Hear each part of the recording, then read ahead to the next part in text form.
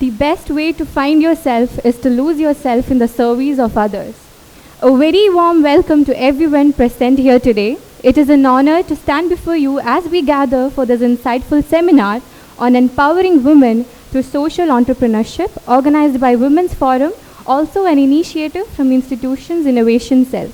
This event is not just a platform for discussion, it is a celebration of the transformative power of women who are driving social change through innovation and entrepreneurship. To invoke blessings and set a positive day towards the seminar, I now invite Linda and team to start the prayer.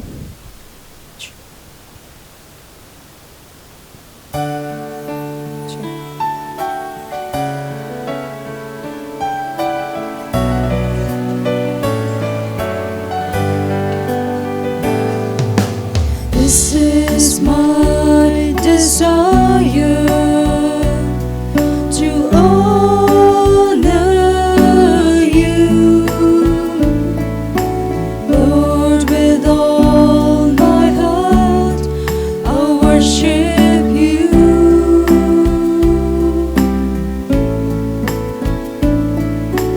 All I have within me I give you praise. All that I adore is in you.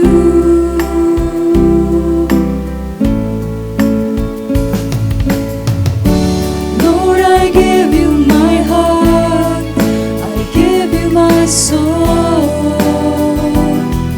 I live for you alone. Every breath that I take, every moment I'm awake.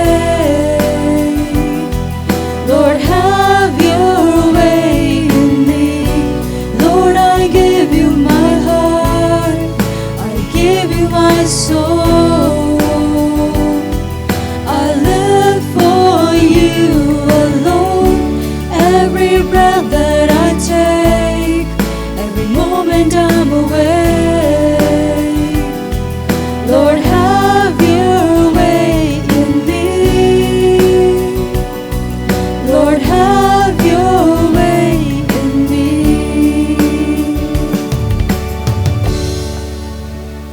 Thank you, Linda and team. I now welcome Ms. Mamatha Rai, our guest speaker of the day, on stage.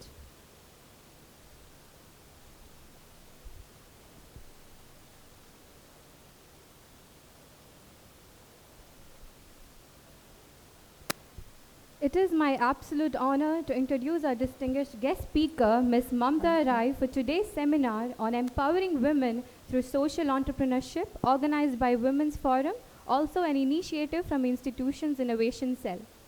Born in Madhavu in Puttur, she holds an impressive academic background with an MSc in physics along with postgraduate degrees in computer applications. She began her career as a lecturer and the head of the computer science department at St. Philomena College, Puttur, and later taught at SDM College and Ramakrishna College in Mangalore. In 2016, she made a bold decision to leave the teaching profession and devote herself to causes close to her heart: simple living, sustainable practices, and environmental conservation. This passion led her to co-found Kadige, a trust in 2018, a non-profit organization dedicated to nurturing sustainable rural livelihoods and documenting indigenous knowledge. As the president of Kadige Trust, she has played a pivotal role in reviving the endangered craft of Udupi handloom saris. Through her tireless efforts in marketing, branding, natural dyeing, and training young weavers, many from tribal communities, she has helped increase the number of active weavers, raise wages, and reintroduce a new generation to this old craft. Today, Udupi saris are recognized and valued not just in India but across the globe. Her remarkable contributions have earned her several accolades, including the DH Changemakers Award 2021 by Deccan Herald and the International Natural Dye Scholarship from Canada's Mummy Schoolhouse. Under her leadership, Kadige Trust was also recognized by NABARD as one of the best NGOs in the handloom sector. Beyond her work in handloom revival, she is also a passionate environmentalist, a founding member of Parisa Sangama Vidike, and an advocate in sustainable living, conscious fashion, and climate action. Please join me in welcoming an aspiring leader and a true change maker, Miss Mamatha Rai.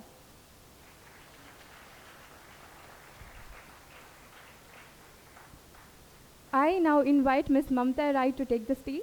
Ma'am, the floor is yours. Good afternoon. Namaste to all. Thanks for your nice introduction. I thank Women Forum of St. Aloysius College for inviting me to share my experience with the students.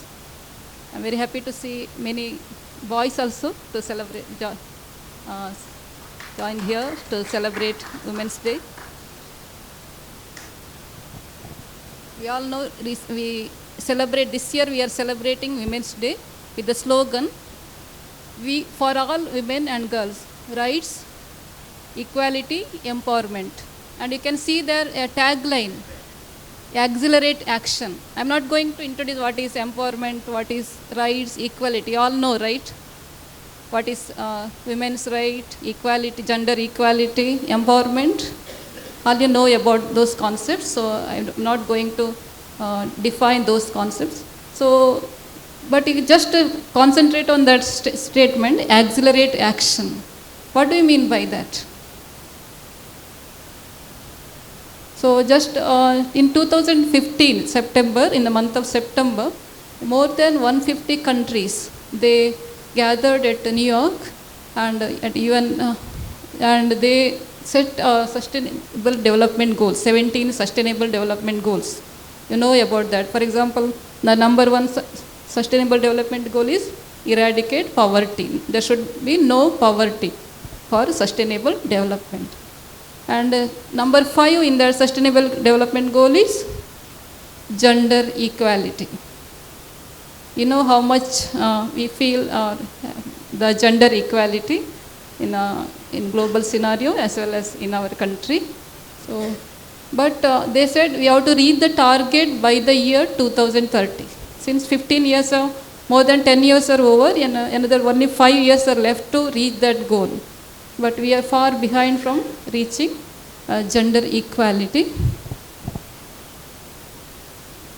And I will show you a few figures here. You can see there are, for every 10 women, one in every 10 women live in extreme poverty. So, and also 31% or almost 32% women face food insecurity. And there is even if they are working for the same level of job, women earn less or they are paid less compared to their male counterpart. And also there is around 2.4 billion women of working age are not afforded equal economic opportunity. Even they are in employment in the age group of 25 to 55 who have the qualification, should they are deprived of proper employment. And 73.5% women do not have social protection. And there are many women lack financial security. And also, you know, one out of 3 face violence and sexual abuse. And also there are 2/3 of around 700 out of 781 million illiterates, 2/3 are women. And also, you know, there are entire in globe, if you see global perspective, only 25% women are parliamentaries, and also only 10% women head various institutions in the entire world. So we can see we don't have much time to reach gender equality, but the number is very worrying, right? Women are not given equal opportunity. There is a big gender gap, and so how we can reach our sustainable goal, that is number 5, gender equality. Is it possible to reach gender equality with these numbers by 2030? How do you feel? So what is the solution? So mainly worldwide government should work on filling the gap, but unfortunately due to corruption and also some various reasons, they don't work to try to eradicate this. And also there are, along with this problem, now we are facing a new threat, that is due to the climate crisis. So what do you know what is meant by climate crisis? Why it's happening? All of you might heard about global warming, rise in temperature. Recently our district recorded highest temperature, around 41 degrees centigrade, highest in the history of our district. Heard about it? How many of you heard about that or noticed? Yes. You feel that temperature rising is very difficult to go outside, and you feel the hotness, right? So what is the reason for that? The rise in the temperature. Why? You heard about the term global warming?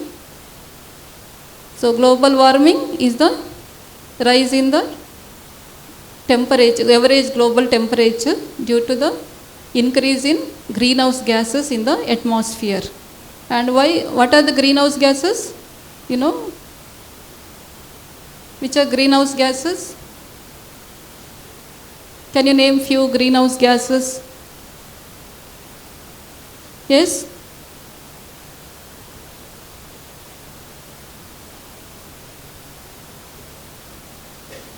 Anyone? Yes? Yes. CO2. CO2, carbon dioxide. Nitrous oxide. Yes, very good. Any other?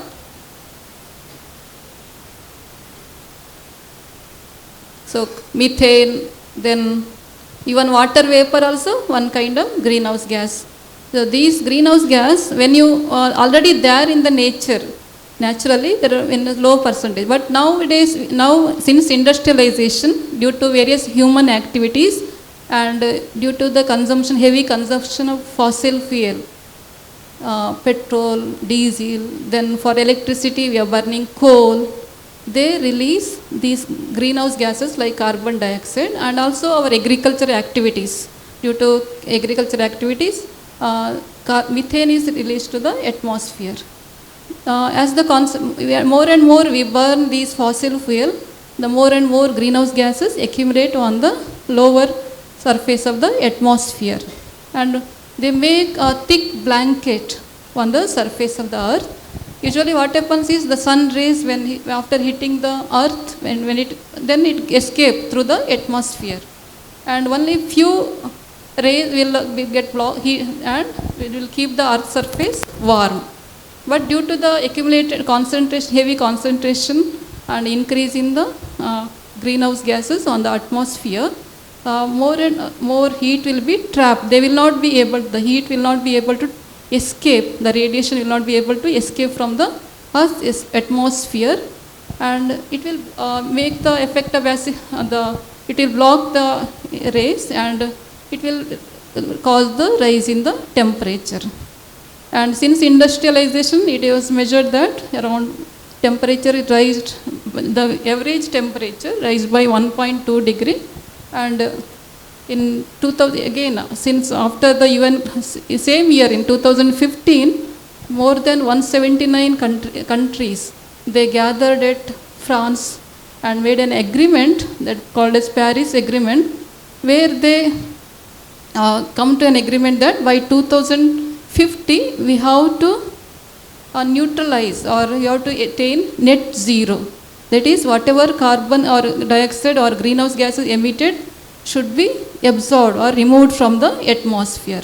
Otherwise, the temperature will rise to the level more than 2 degrees centigrade, and if it rises above 2 degrees centigrade, then so climate change, there is some various changes will take place in the climate. There will be a change in the weather condition, and also there will be, due to the rise in temperature, the melting of ice and glaciers will start, and sea rise temperature will rise, sea level will start, and there will be unpredictable weather conditions. So various events will take place if temperature, and it will cross, once we cross that 2 degrees centigrade, there is no turning point. It is the tipping point. So we won't be able to reduce the temperature by that. So we have to, they have given the limit of 1.5 degrees centigrade. We have to see that temperature should not rise.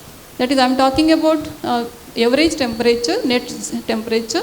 It should not rise above 1.5 degrees centigrade. And if, why I am talking about climate change or climate crisis, the main victim, once the climate change happens, and it will lead to the climate crisis. There will be erratic weather condition, water scarcity will increase, there will be drought-like conditions, and so the main victim of, there will be children and women are the main, and the poor people at poor countries or poor people would be the main victims of these climate crises. So that's why we talk about the climate justice. So why these climate change or rise in global warming is happening? It is because of the human activities, because of the industrialization, because we are burning fossil fuel to produce various products, and also we are using the vehicles for transportation. We are using vehicles which use fossil fuel.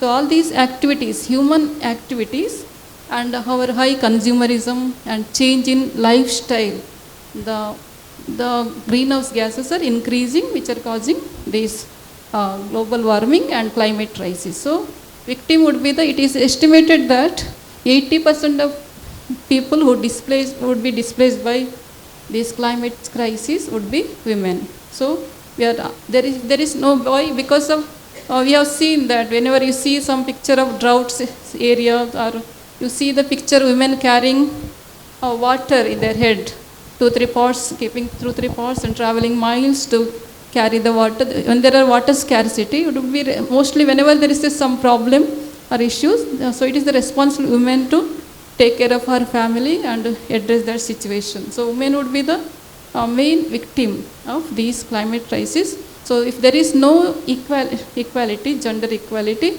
so there is no climate justice. So that's why it is very important to empower the women, educate women, and give equal opportunity and justice to the women also.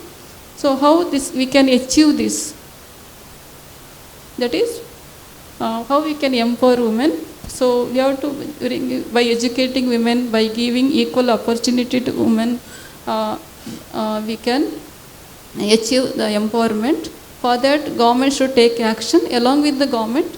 So NGOs and other entrepreneurs and enterprises, social enterprises also can play a role in empowering women.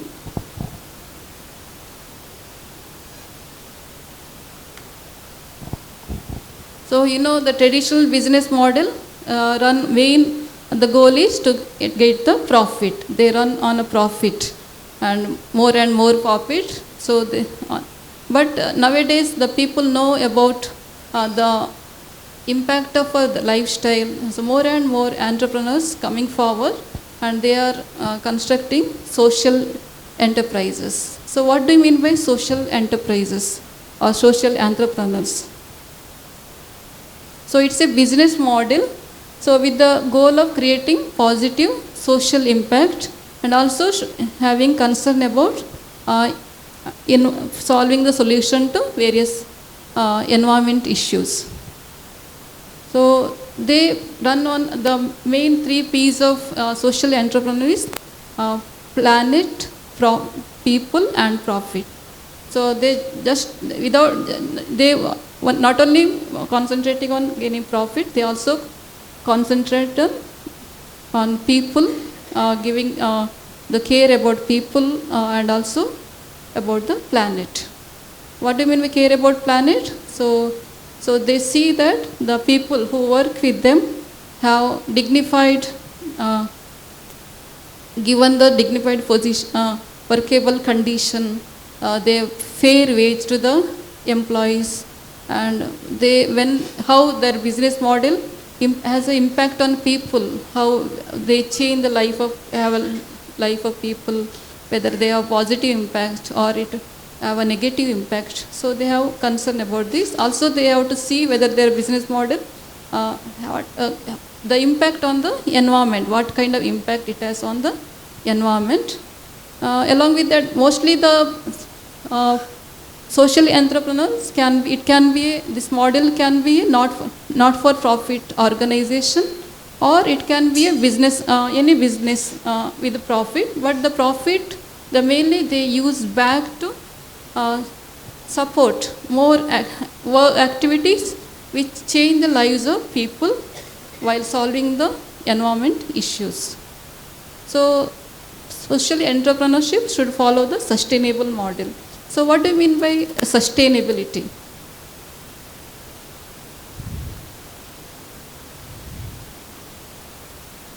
Have you heard what do you mean by, we heard a lot about sustainability, right?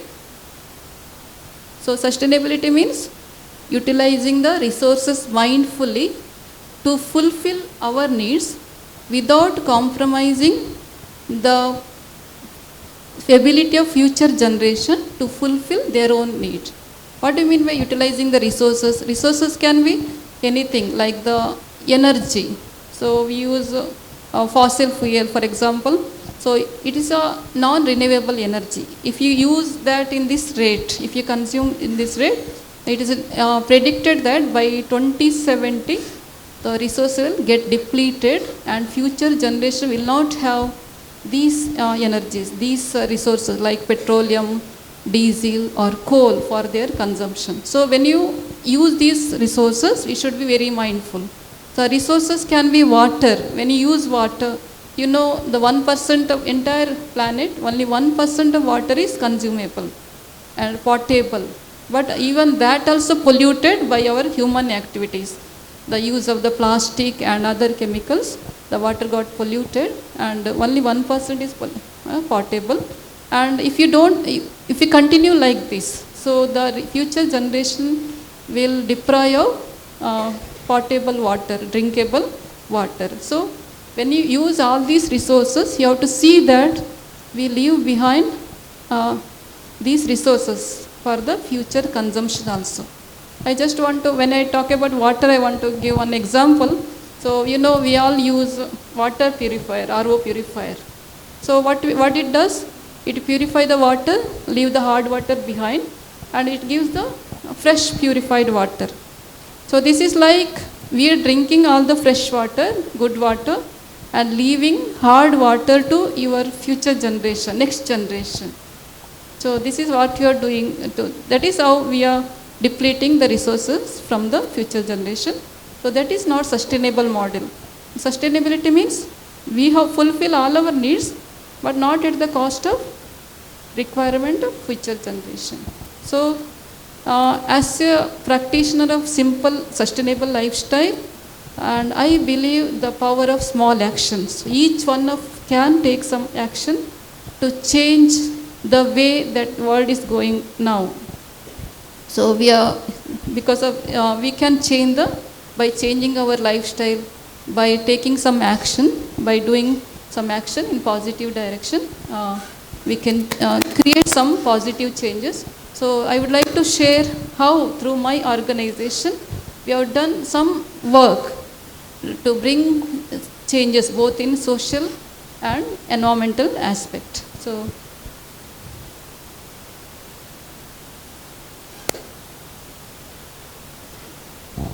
in 2018, along with my few like-minded friends, I founded Kadike Trust. So with the goal was to support sustainable rural livelihood practices. So why sustainable rural livelihood means which doesn't harm the environment And also we have to create awareness about climate crisis and other environment issues, and also we wanted to work towards social equity.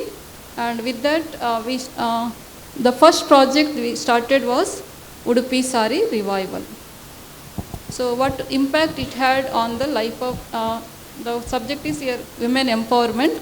So what impact it had, so we not started as with the goal of women empowerment, but how finally it led to the women empowerment.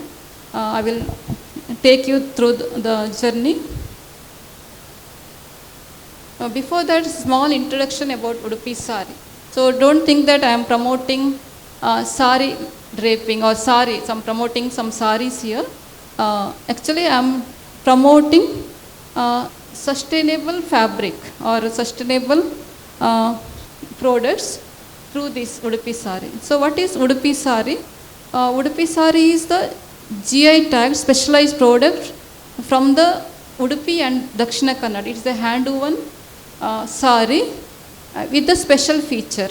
So it has a geographical indication tag which it got in 2016. That means only the weavers of this region, Udupi and Dakshina Kannada, can weave this. Those who are from, there may be some, those who are from Kerala might knowing about the Kasaragod sari. It is almost similar to Kasaragod sari, which also has GI tag, which got in 2010. I don't go much into detail of what is how it is woven, what are the speciality, all those things, which is not required for you. So how we started, so what is mean by revival of Udupi Sari? So when we came to know that this Udupi Sari weaving of Dakshina Kannada and Udupi is at the verge of extinction, that there are no weavers left, only few weavers left to weave this sari. So to collect the information, myself and my team, we actually comprising my husband and other friends, visited various weaver societies where these saris are produced, and we collected the information, and we found that in 2 districts there are only 42 aged weavers left to weave these saris, and most of these weavers were at the age of 65, 70, 80 like that. And once they stop, there will be no continuation of this weave. And this was the situation in 2018. There were 5 weaver societies where these weavers were producing saris, and each societies had 2, 5, 10 like this kind of numbers. Earlier there were more than 8 weaver societies, and there were more than 10,000 weavers family engaged in weaving in early 19th century till 1980. But now in 2018, when we calculated, we found that there were only 42 weavers, and they are all aged. There were no weavers below age 50, and number of women weavers were 12. So we wanted, this revival needed a immediate intervention. So why wanted to, you may think that why we have to produce the cloth using a hand loom, when now we have sophisticated machine which can weave or produce thousands of meters within a day. Why hand loom takes many days to produce a few meters of clothes, and also we need many people to produce that. You have not included how these are all produced and all, I skipped those part. So as I said, future of due to climate crisis, so our future generation and all the entire ecosystem are facing a threat. And this handloom industry doesn't need fossil fuel to operate. Fossil fuel is one of the main victim which produce greenhouse gases. So this doesn't need fossil fuel operate the loom. How many of you seen handloom? Any of you have visited any handloom clusters? Yes. So using their human power, they operate a loom which produce the cloth. And before that, there are many, not only weaver, there are many pre-loom workers who do the preparation work. So when you produce one cloth, one handloom cloth, it would have been passed through the hands of many people. Okay.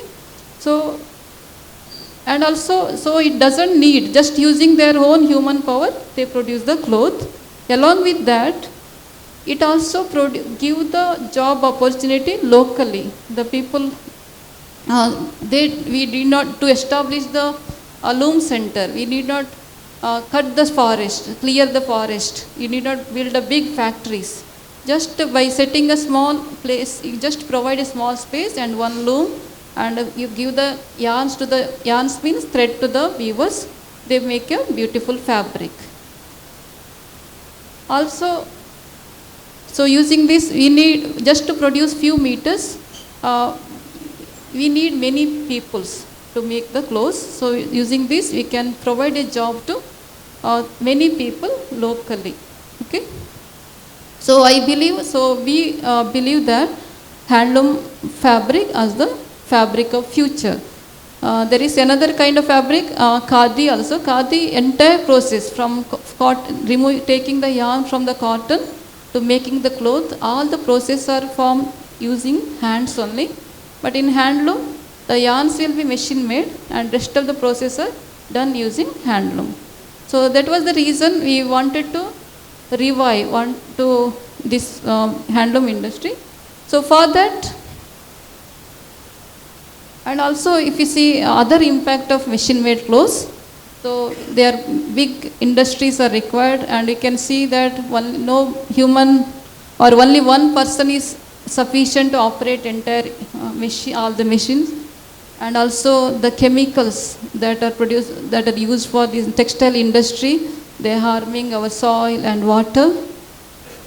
And also, you know, when you use clothes using machine, it leads to the fast fashion. We can produce the clothes for a very cheap price, very low price. So means we'll get when you get the cloth for a very low price, you develop a consumerism. We buy more clothes for a less price, and also we develop use and throw culture. Finally, after few uses, our clothes will end up in landfill.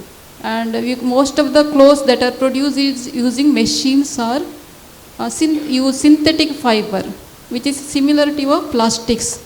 They won't even every single plastic, every synthetic clothes produced till now are still there on the land, either in the form of this debris, or they might have converted into microplastics and then enter into the water stream and also into our bodies.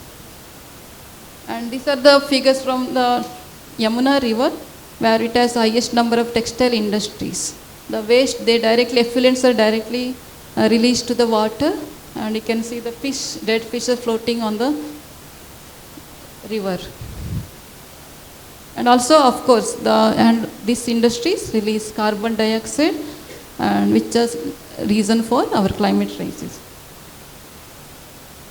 So just to share my experience, how we worked for the revival. Initially, we visited all the weaver societies, and we convinced them we have to increase the number of weavers. So, and also we have to see that those many weavers that time had left the profession. Many skilled artisans, very high skilled artisans, had since 1980 had left the profession. You have to see that they come back to the profession, and if possible, to see that new weavers, new people learn this weaving. The problem is at that time, so many weaver societies were not had a hope in reviving, because most of the weavers they had are aged weavers, and they thought once they stopped there would be no continuation. Finally, went to one society near Kibbigoli. It's known as Talipadi Weavers Society. When we went there, that society had 8 weavers, all of them again aged weavers, and this society was producing only few saris of very limited design. In earlier days, they were producing different design saris, but now since 1980, due to the low demand and less price, they were producing only limited design saris, and weavers were getting very low wage, around 200 rupees per day, like that. So we started interacting with the weavers, society people, and convincing them. We told the importance of reviving this, why this need to be revived, the value of the clothes they are producing, etc. And we can see only 2 weavers were working at that time when we visited.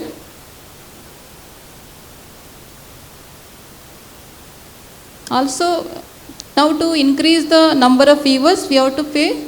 We have to see that weavers get high remuneration. If they don't get high remuneration, why they come to this?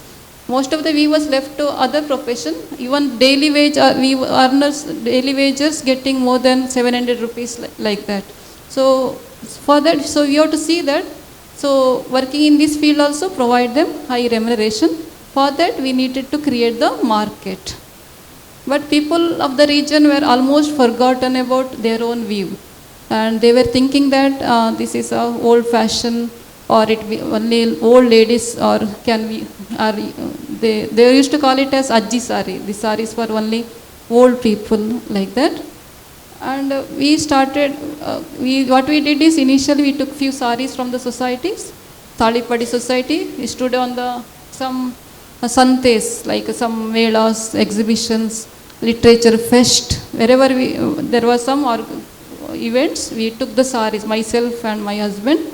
We are doing all this work voluntarily. We took the saris, then told the stories, importance of the saris to the people, and we started creating the market, telling them. So slowly we were able to convince the society to increase the price of the sari. Also, we conducted awareness program to people, telling the importance of this handloom weave. Also, we gathered officials, weavers, and various stakeholders, and convinced about the importance of this. Then we took the help of students. We organized jatas, melas, and also then that same time created a social media platform, where I started writing about Udupi sari and its importance. Slowly people started draping their saris, which is posted on the social media. And also we told the stories, appreciation of the people who are draping it. We shared their photos. So this slowly started attracting more and more people, more and more. And also we created a awareness camp that show that you care, wear Udupi sari, like that. So slowly more and more people started wearing and sharing their appreciation and photos with us, which we posted in the social media. So now people started asking about Udupi sari, where these are available. But Udupi saris were not easily available. Only in 2 societies. At Udupi there is one society, Udupi society, and Kinnigoli there is Talipadi society. Only these 2 societies were selling the saris. These were not available. Even they were not available in any other shops, because once many resellers or many merchants used to purchase these saris in bulk and selling in this. Once the demand was decreased, they stopped buying the saris and selling in their shop. Now people started asking, we want to use the Udupi. They started after knowing about Udupi sari, and they wanted to use this sari, but it was not available anywhere. So what I did is, I started marketing through social media platform. So all this again, what we shared the photos with the customers. We took the saris from society, took the photos and shared with the customers. So like that we started selling the saris through a WhatsApp platform. Again, I was not doing it as a business. I was doing this work as voluntarily. We are carrying the saris to home, take the photos, publish in social media, share it with the customer. And when they place order, we ourselves used to pack this and send to the customer. And whatever money we get, we give back to the society. Like this, we are slowly able to increase the price of the sari. Okay. Because of that, and also more and more people started buying and draping saris. People from all age groups, even young, old, even from designers, film stars, and people from different walk of life, housewives, everyone started and sharing their photo. And and all those throughout, we never asked the people to buy the sari. We only were telling, okay, there is Udupi sari, this is like this and all. But we never advertised Udupi sari. We made people to ask for Udupi sari on their own, and whoever bought, we asked them to share their stories, which we published in the social media. So slowly, draping Udupi sari became trend. So because of that, price of the sari increased. Weaver societies were able to sell the sari at higher price, and they were able to give more remuneration to the weavers. As a result, along with that, we did one more work, that is branding Udupi sari. What we did is, we feel that this is, when you see, if you see the sari, for example, the Kavya madam is wearing a Udupi sari, myself I am wearing a Udupi sari. So we can see that the handmade saris are like the work of art. These weavers are like artisans. And each sari has the skill, they skillfully weave with the different motifs and design, and each sari is unique. Okay, so we feel that these weavers are like artists. They need to be honored and recognized, and people should know the hand behind their saris or whatever the product they are using. Like your farmer, when you use a farmer produce. So if you know your farmer, who produced it, who is behind it, so it has a different value. Similarly here, we introduced the concept of know your weaver, and we created a brand, the special label to Udupi sari with the logo, and also the label carried a weaver's photo. So this also had a very good impact on the customers. So they were happy to know about the people who produced their clothes. I know that Kavya madam, her sari was woven by a weaver, Lokaya. Is from Padupanambur Weaver Society. Then later, to make Udupi sari more eco-friendly, traditionally they were using chemical dyes, and chemical dyes are not good to the environment. We introduced for the first time in the history of Udupi sari, or in this Udupi and Dakshina Kannada, we introduced naturally dyed Udupi sari. So natural dyes means the dyes are taken from natural sources like plant materials. All these saris were designed by me only and woven by the weavers. Simultaneously, to respect the contribution of weavers, we started honoring the weavers.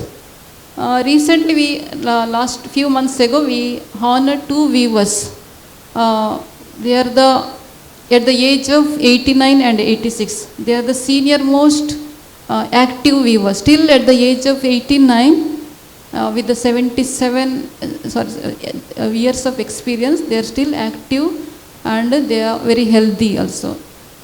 So they start with very young age weaving, and they non-stop, continuously they are engaged in spite of all troubles, they are still in the weaving profession.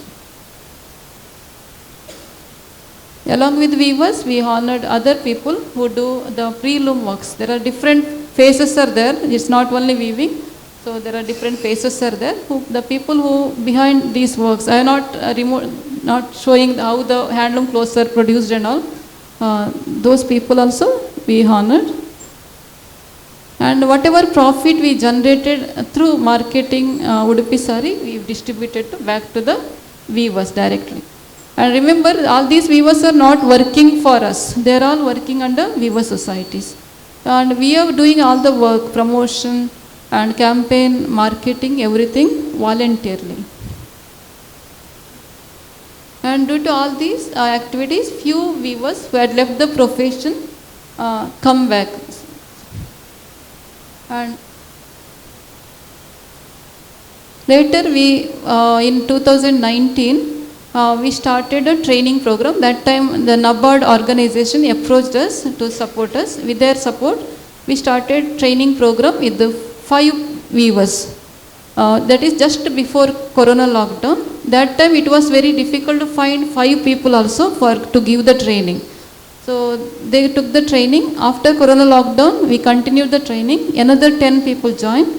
And next again we conducted one more training. This time another 10 people joined. Like that 20 people new and also those who have left the profession. they participated in training program. Some and few weavers who had left the profession came back after 20 years, 30 years, like that, to the profession. And youngest person who took the training was 28 years old. And now we have many youngsters and mainly women. Most of the people who participated in the training were women, except one male whom we trained in the dyeing work. And we encourage them to learn all the activities related to weaving, then warping, then there are many prelim works are there. So we train them, encourage them to learn all the works. During the training session, we continuously engaged with them. We gave them, interacted with them. We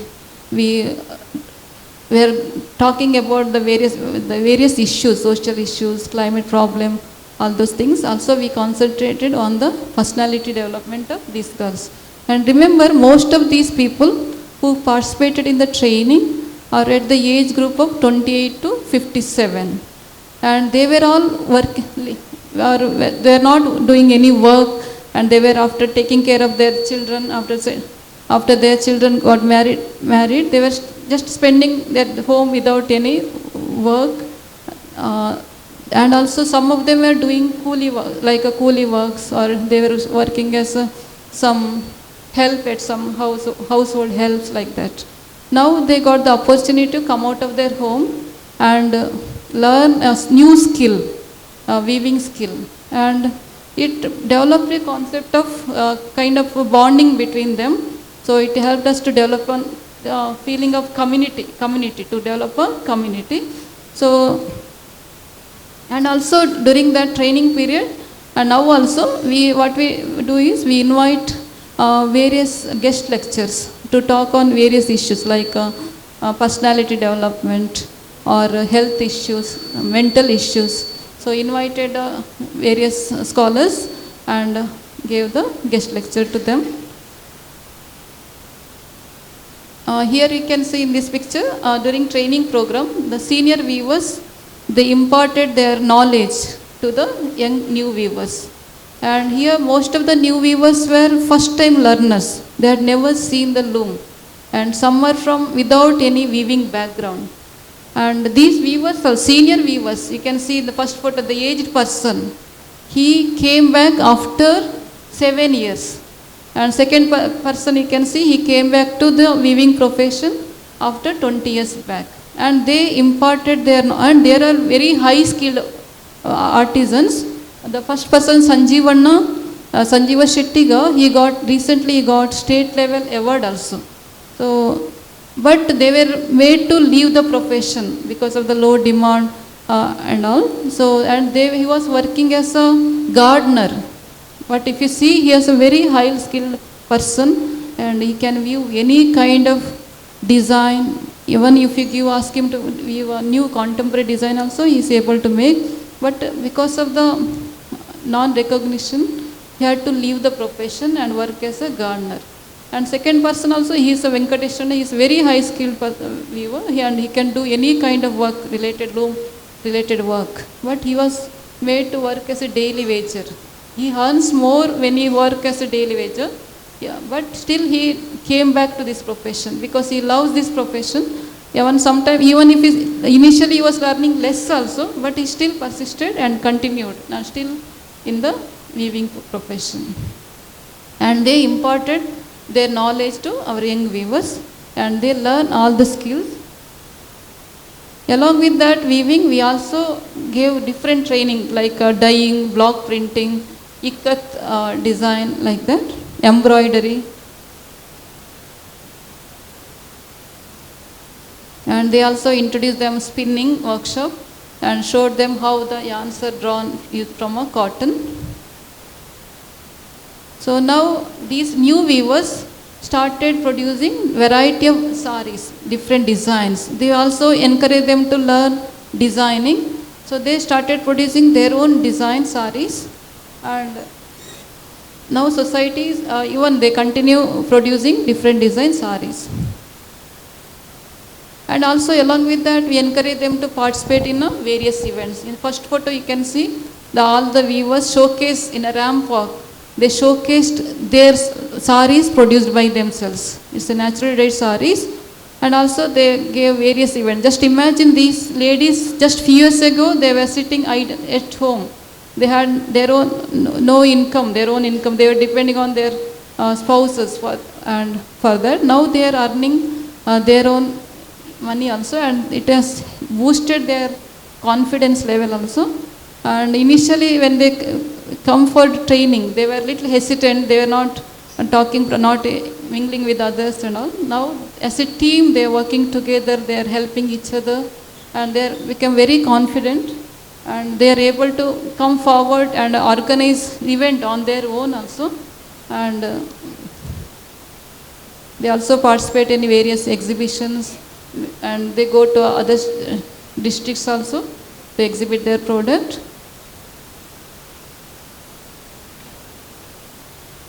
In the second time, again they performed a ramp walk, and with this time, initially we took the help of some student. This time on their own, they did choreograph their ramp walk and performed in front of the people. And meantime, we also, to promote Udupi Sari, we developed a website where we give all the information about Udupi Sari along with the marketing or providing platform to market Udupi Sari. If you go to this website, we will see all the information related to Udupi Sari Revival Project. We will get all the information of weaver societies. We also help weavers to construct a new looms shed. So whatever, and during this period, we also help weavers whenever there is some health problem. We help them with the support. For example, when they need a surgery or other kind of medical support, we supported them. If they need a loom, we supported them. During COVID time also, we supported weavers. And after training also, we supported these weavers. Now, after training, these weavers joined Talipadi Weaver Society. And we trained, through trust we trained them.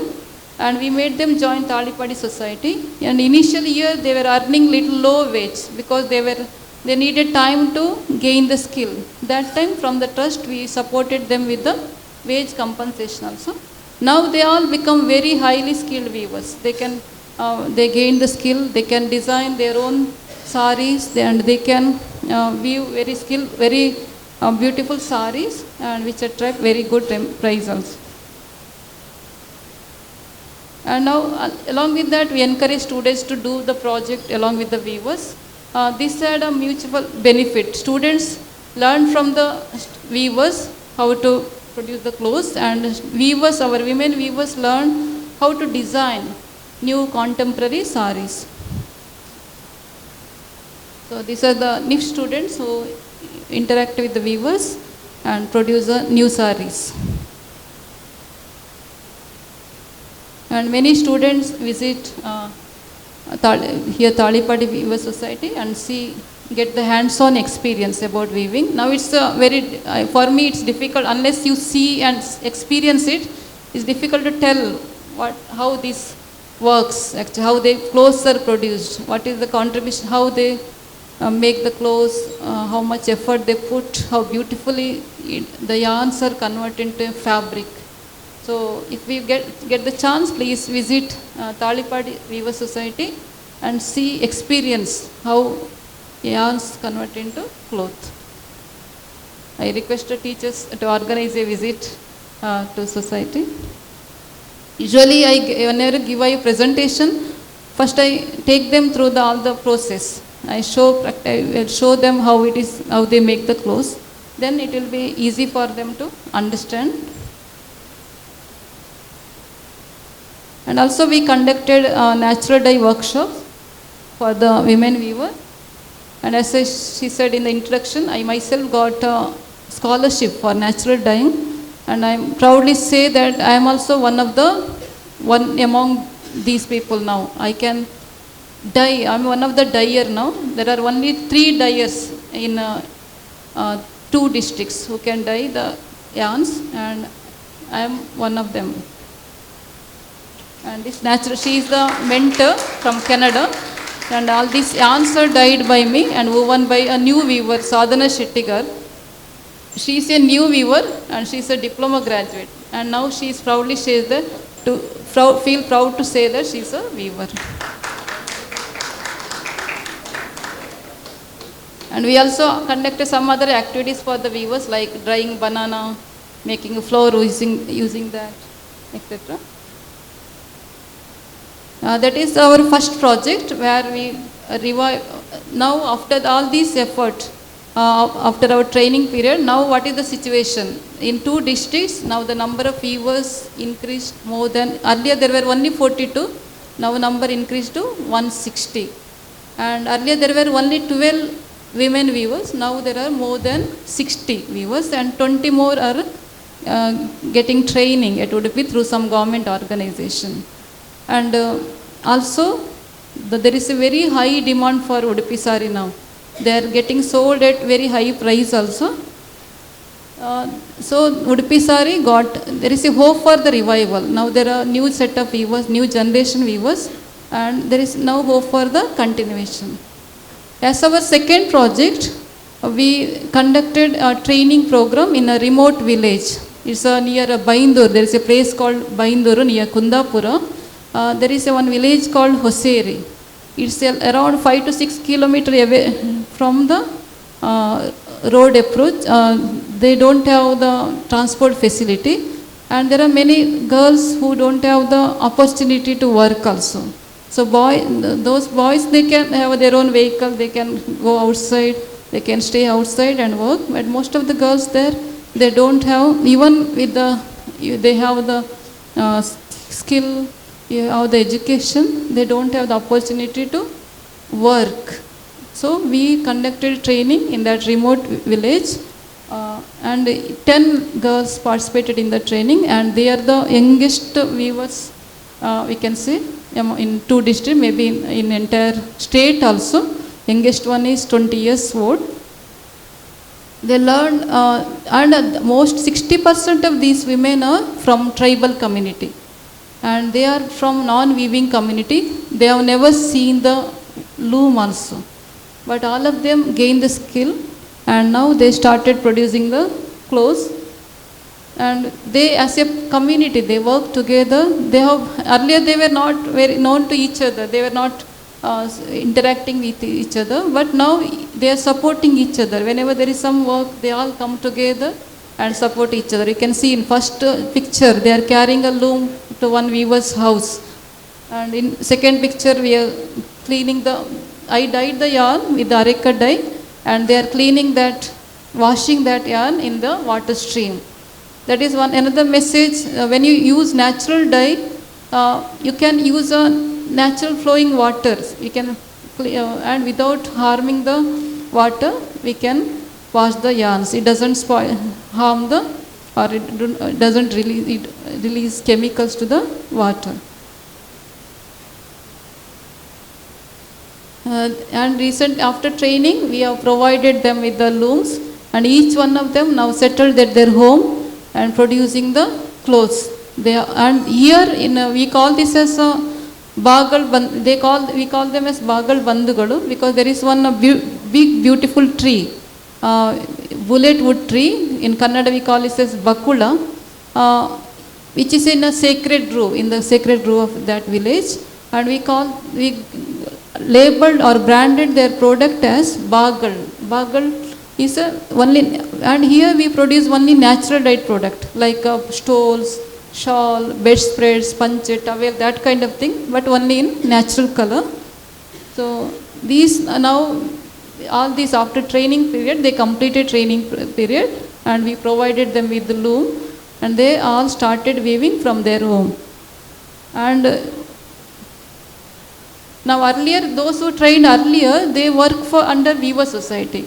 Now here at this point, as I said, we formed a Kadike Trust in 2018, which is a not-for-profit organization. But now our new weavers started producing the clothes. It needs to be marketed. For that, recently I started another social enterprise. It's called as Kadike Handmaids. through that we market these products, and whatever profit we generate. And I am proud to say that all these weavers are trained by our organization without any fund from the government or any CSR from the corporate industries. So we market the product, and whatever profit generated will be used back to support these weavers. So that is the example of social enterprise.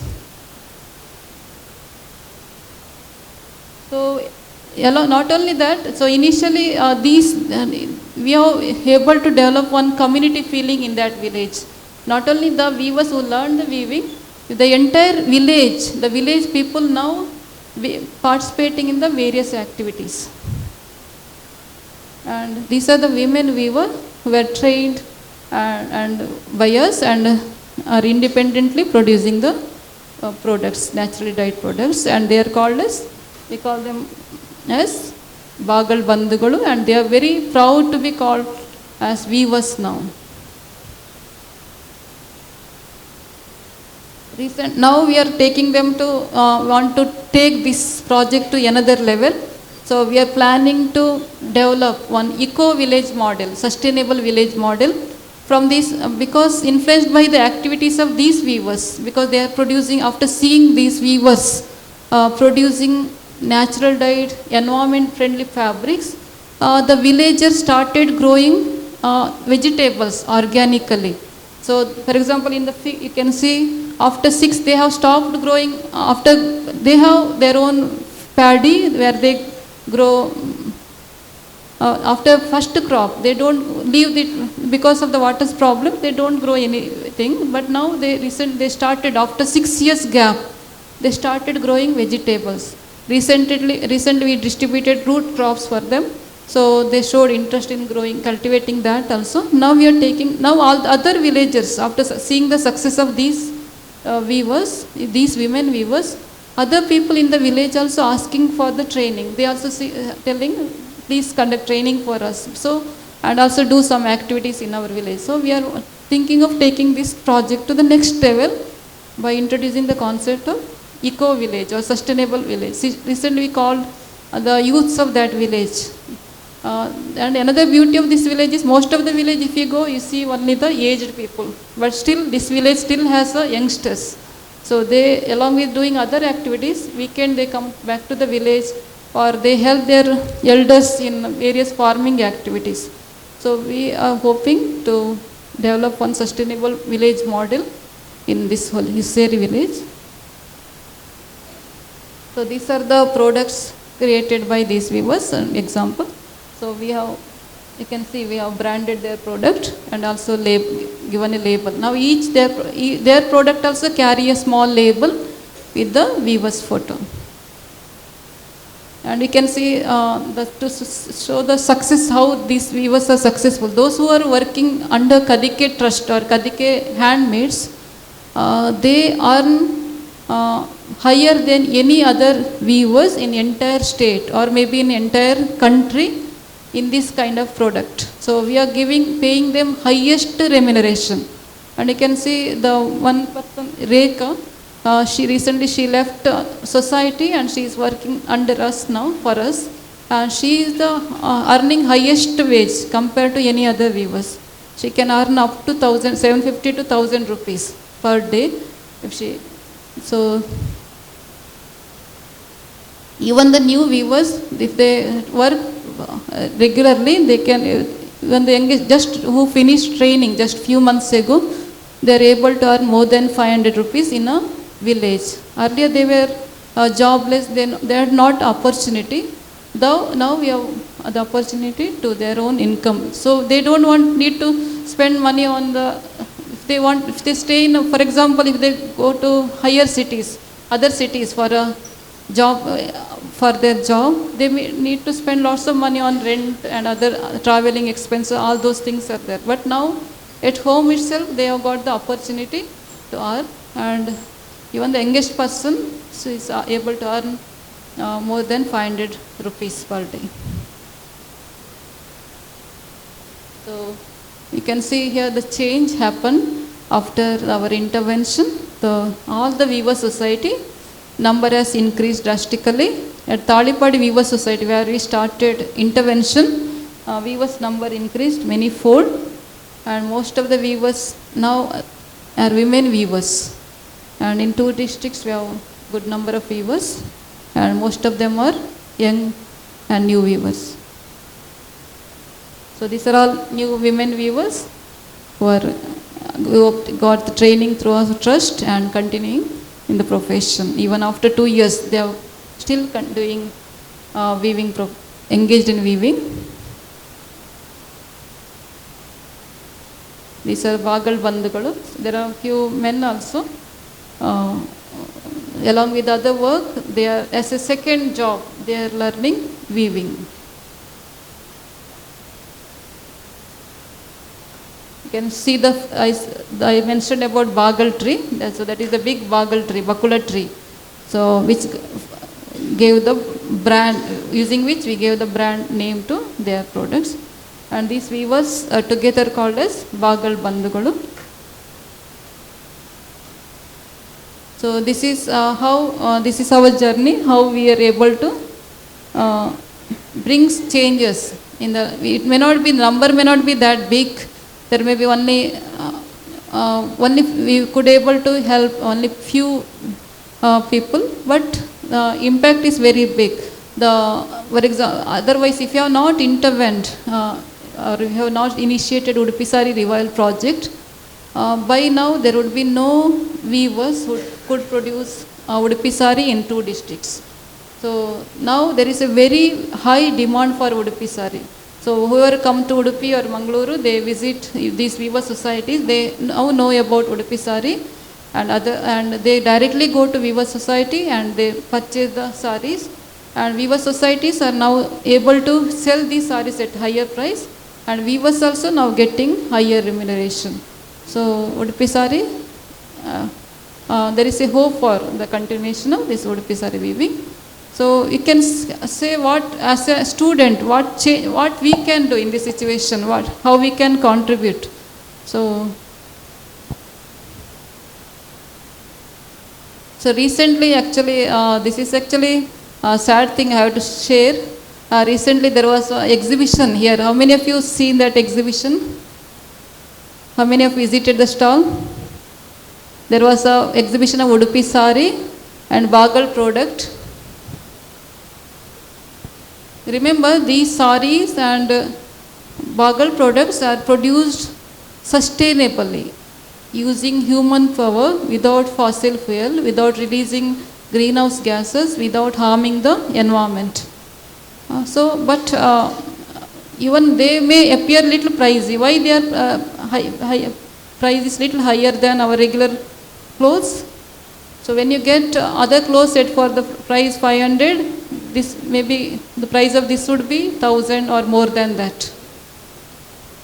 But you remember that when you buy a clothes, some branded cloth, or when you buy a cheap cloth, who will be profited from your purchase?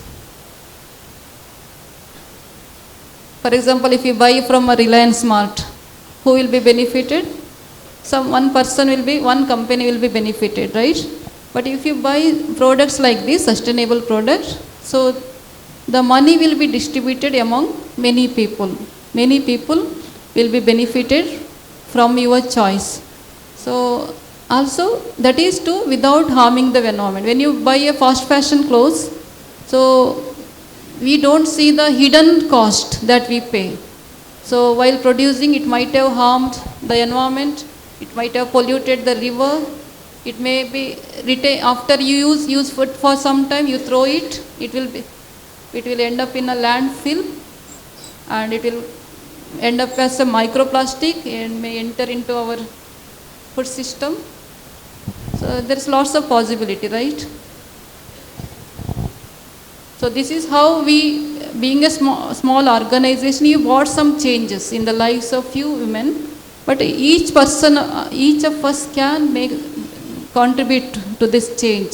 So how we can do that? Just follow some 6 R's of sustainability. The easiest method is The first follow 6 R's of sustainability. Rethink. Rethink means before buying anything, before first you think whether you need this, whether I need this first, or who make this, how it is made, what happens after I stop using it. So you have to rethink before making any choice. Then repair. So don't, after, if there is small holes in a cloth or some, whenever whatever thing you use, don't discard it. Repair and use it, because lots of resource goes into the production of that. Then reuse everything as long as possible. Refuse single use. If they give some single use, something comes in single use plastic or single use cup, don't refuse it, don't use it. And also reduce consumption. How much needed? So depending, you buy, decide how much I need and reduce the consumption. And repurpose, be creative. Reuse and change it into some other, create new things using a existing product. And also refurbish old items, convert into a new item. For example, you purchased an old looms and convert into new loom, like that. And recycle, whenever possible, recycle and create a new thing. And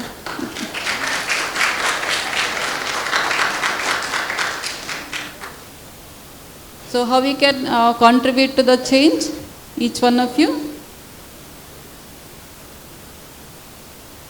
So please learn about various gender issues and educate yourself.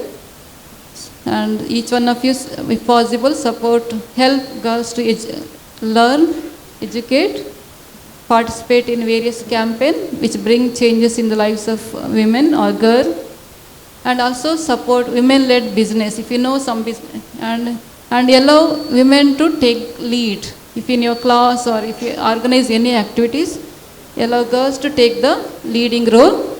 I'm happy to see girls are organizing the activities and taking the lead here. So encourage and also understand the various issues of women and encourage women to take the leadership role. And also you can volunteer and host various events.